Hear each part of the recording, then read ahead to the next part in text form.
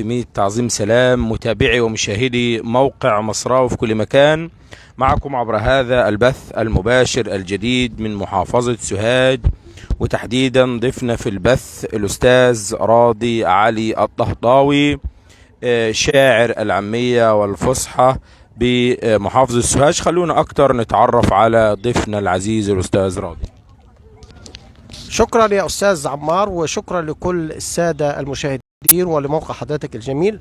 كل عام وحضراتكم بخير. الشاعر راضي علي الطهطاوي، عضو اتحاد كتاب مصر، أعمل معلم أول ألف لغة إنجليزية بمدرسة اللغات المتميزة بإدارة طحطة التعليمية، محاضر مركزي بالهيئة العامة لقصور الثقافة.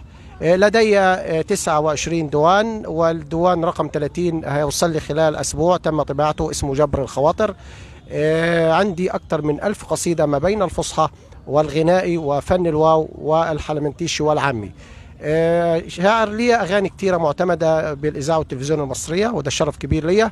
أنا سعيد جدا أكون مع حضراتكم النهاردة في مناسبة سعيدة علينا كلنا، وهي مناسبة حماة الوطن، أعياد حماة الوطن، عيد الشرطة المصرية رقم 71. حفظ الله شرطة مصر وحفظ الله مصر، وكل عام وحضراتكم بخير.